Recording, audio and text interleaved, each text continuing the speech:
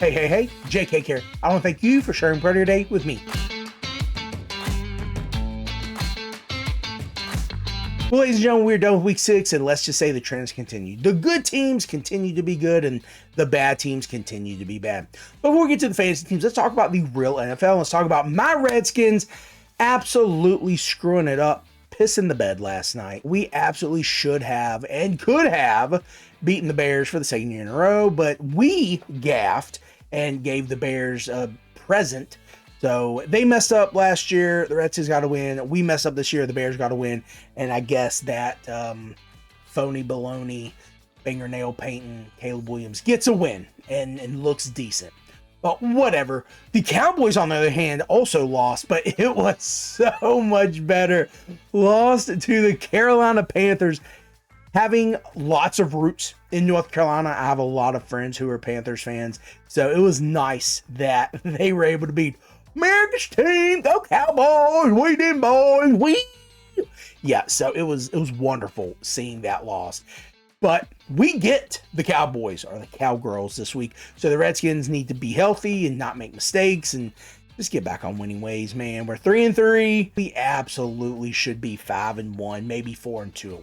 Whatever. But that's enough about the NFL. Let's get to the fantasy teams, and we're going to go ahead and start with the Jerome Horwitz Purple Dragons. Now, we're 0-5 going into this week. We had a decent lead, an 18-point lead going into Monday night. They had a few people playing. We had a few people playing, so I was feeling good, man. And, of course, we lost. 70-73. My opponent had Jayden Daniels, so there's 3 touchdowns and 200-plus passing yards.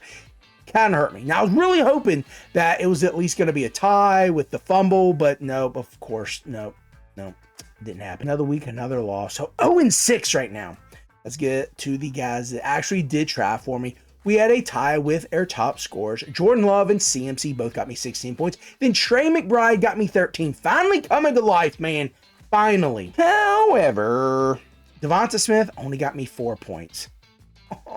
And another Redskin actually let me down. That was Deebo Samuel. You got me 1 point. And the Eagles defense, you got 0. Come on, dog. Come on. I think what makes it worse is I sat Jared Goff, who got me 20 points. That would have given me the win. I also sat Derrick Henry, which I played Deebo Samuel over Derrick Henry, so would have gotten me the win. And I also sat the Seahawks defense, which got 12 points, along with Derrick Henry. So that would have gotten me the win. There were no adds or drops for this week, but there was some heartbreak. I really thought I was going to get this win, but all good, man. 0-6, it's a friends league. Not too terribly worried about it, but come on, man. I can't go winless, can I? Can I? We're going to move on over to the Vince McMahon Football Club. And this week, my opponent forgot to change his quarterback, so he had Lamar Jackson. And I still lost. 163-185. Dang. Top scorer was the Buccaneers defense with 26, followed by Baker Mayfield with 25, and then Kyren Williams with 23. So I had some solid scores. However, the guys that didn't do well for me, God bless America. I'm looking at this right now. Khalil Shakur got me 4.5. Okay. I get it. Josh Allen, not the greatest passer in the world. He's going to take it himself. But come on. Anyways, Puka Nacua only got me 3 points. Honestly, had he been on it like he probably should have, I should have won, but whatever.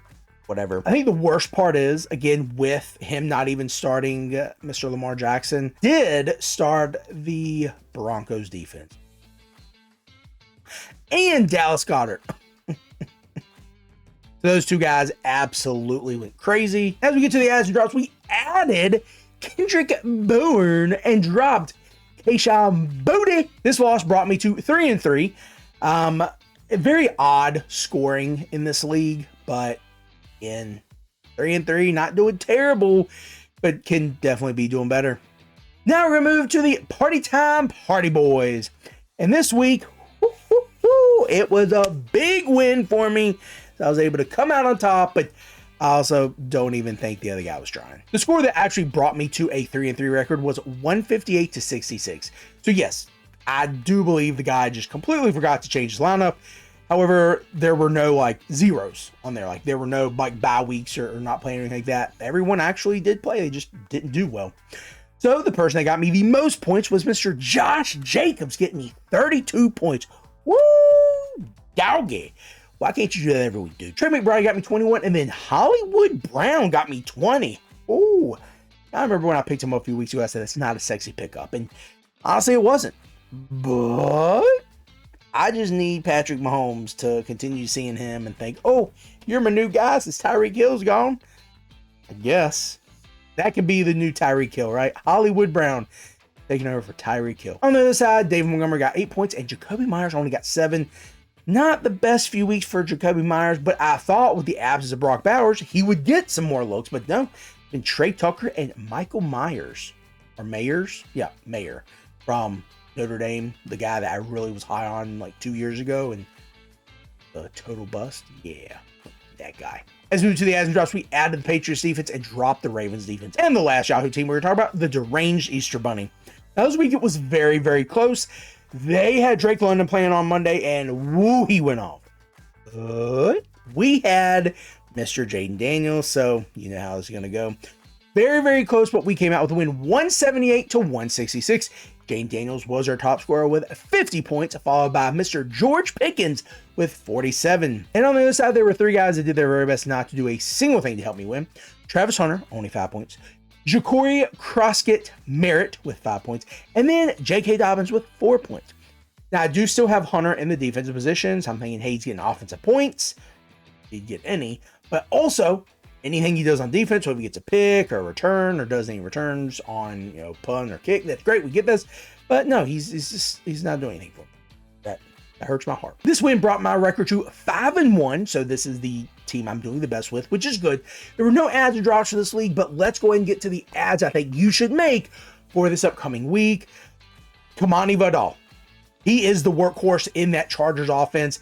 And now with Najee Harris gone, Amari Hampton gone, whoever else was supposed to take, who was the next that was supposed to be in line? I don't even remember, but it's not important. Vidal, however you want to say his name. He is the guy. Also, another 3rd or 4th string running back that was getting no attention to start this year. Bam Knight, running back for the Cardinals. Now that James Conner's gone. Also, Ernest DeMarcado, gone. Trey Benson, gone. So yeah, 4th string now. Holy cow, Bam Knight going to be workhorse there, especially if they keep Jacoby Brissett at the helm. Definitely think he is going to do better. It has definitely done better for Trey McBride. Please keep throwing it to him and allowing me to do well. From running back to tight end, if he has not been picked up in your league, I don't know what's wrong with it, but pick up Harold Fannin. He went from one ugly Brown to another at Bowling Green to the Browns. And now with someone else at the helm, the worry was, is he still going to get the receptions? He had 7 for 81 this past week. Now, it wasn't pretty going against the Steelers, so they're much better than the Browns. But as long as Dylan Gabriel, Shedeur Sanders, I don't care if Stefanski goes in himself. As long as he is getting the ball to Harold Fannin, he is going to be someone, especially in a PPR league, definitely going to be getting looks. I don't know if he's getting a ton of yardage, but I mean, they were down enough in that game. They had to go a little further down instead of doing screens and, short passes, even though maybe a short pass or a screen might be better because Dylan Gabriel had multiple passes blocked at the line of scrimmage, but whatever. Anyway, Harold Fannin, great option at tight end. Another guy at tight end, AJ Barner. Now, you might be thinking, who is AJ Barner? Is that like Barnum and Bailey? Is that like guy that used to play for Oregon? Like, no, that's Kenyon Barner. But 2, no, AJ Barner does play on the West Coast. He plays for the Seattle Seahawks, and Sam Darnold seems to like him. He's doing decently well. I've never liked anyone except maybe Golden Tate. I mean, like Golden Tate in an offense that was in Seattle, but AJ Barner, not the worst thing ever. Definitely not the sexiest, but definitely could be some option for you. Moving to wide receiver and talk about 2 guys we actually mentioned earlier, Kendrick Bourne and Kayshon Boutte. Those 2 guys definitely drawing attention from their quarterbacks. The last side I think you should have this week, the New England Patriots defense. This week they have the Cleveland Browns, and next week they have the Tennessee Titans. That's a cakewalk, guys. That is a great unit to have these next few weeks. I'm sticking with them in my leagues. That's going to do it for the recap. Hopefully all of your teams are doing better than my Purple Dragons. We have to make some changes. We're still not dead in the water, but we're certainly not looking like number one seed material. But hey, still season left to go. Again, I am looking forward to bringing you more information, more ads, and more positive updates next week. Hopefully we go 4-0. Hopefully you all also go undefeated. This is JK Carroll. Thank you for sharing part of your day with me.